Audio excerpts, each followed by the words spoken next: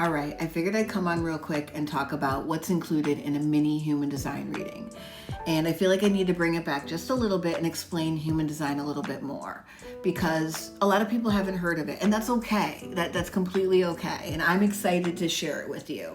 So human design blends a bunch of ancient wisdoms. You'll see similarities with astrology, the Kabbalah, the I Ching, as well as your chakra system, and even quantum physics. It's kind of pretty amazing.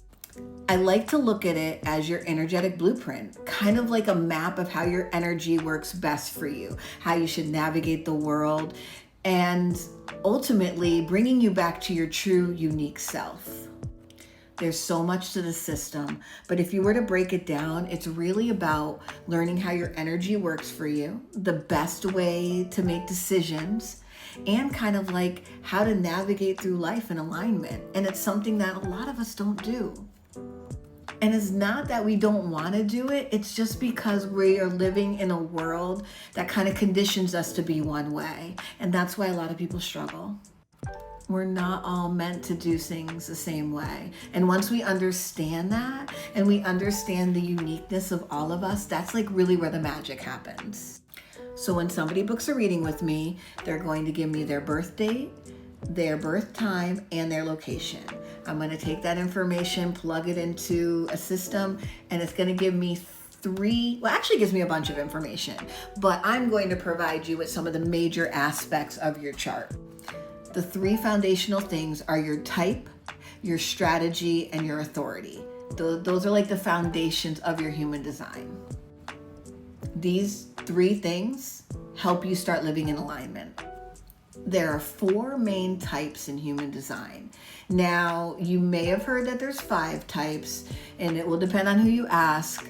However, there's a type that's a group. So generators and manifesting generators, they fall under the same group.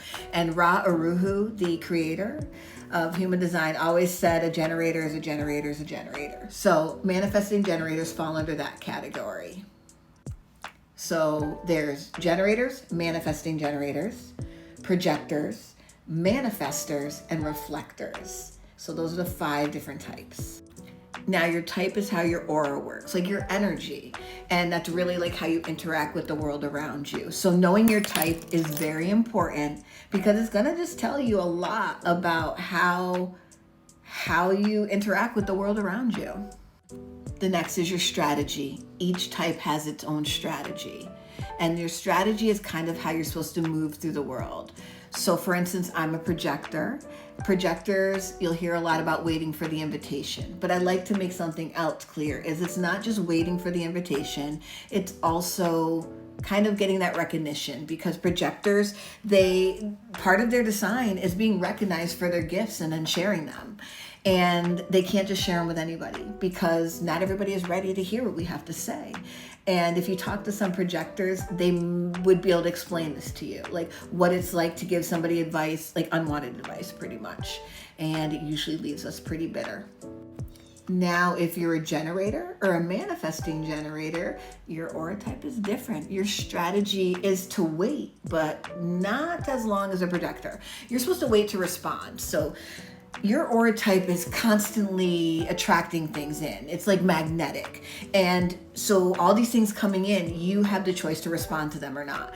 And the way you decide that is according to your authority. And that's something else we'll get into after. Now, my manifestors, their strategy is to inform. They're our initiators. They're not asking for permission. They're not doing any of that. They're just letting you know that they're going to do something, and that's that. And I love that about manifestors, when they really can be in their own.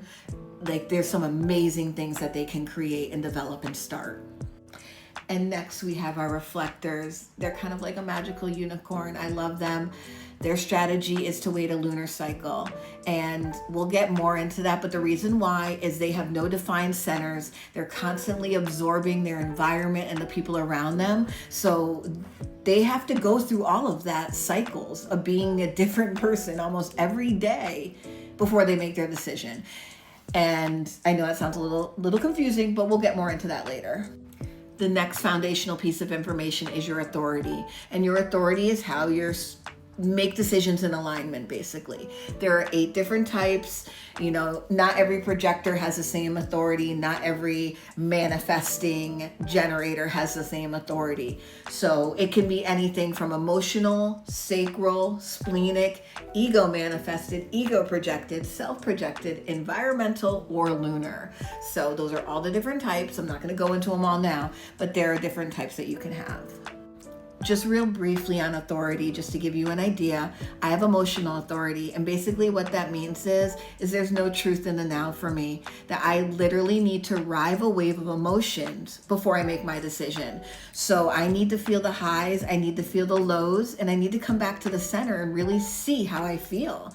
And when I started honoring that, it made my decision process so much easier. I used to wonder why I went through such a wave, but we're not going to get into that now. Another possible authority is sacral authority, and that's honestly like a gut feeling. Like people who have sacral authority, they can literally sometimes feel like a or an They sometimes feel like a pulling inward or like a pulling towards something. There's a lot of different things when it comes to sacral, but that's like the beauty of human design. Everybody's so unique and different, and when you learn it and experiment with it, it's like that's really when the magic starts to happen. So that's a little bit about those 3 foundational pieces, and that's what I'm going to share with you in my minis. And what makes my minis, I feel special, and I'm not comparing to anybody else's because I feel like anybody sharing human design is really helping the world. But I like to just give something else that speaks to me. I let the chart speak to me. I look at it. It could be anything from, your environment or your profile. That's another unique thing. But I just let the chart speak to me, and I give you a little bit. It's just a little taste. But either way, no matter what information you get, I just really want to give you something to walk away, like an energetic foundation, a way for you to feel more like you. That is my goal. Because you're not here to live like everybody else, and that's okay. You're here to live your unique design. So if you've been curious about human design, or you're sick of trying to figure it out all in your head, a mini reading might be the right place. Now this Saturday, you're going to get a bonus. I'm going to be hooking up with my friend Holly. She is an amazing tarot reader, and we're going to be giving mini readings together. So definitely be there this Saturday, May 31st, 3 p.m. Eastern Standard Time. We're going to be over on Holly's page. I'll have all the information below. And even if you don't want a reading, just come hang out, and maybe you'll leave feeling a little bit more connected to who you are. I love you.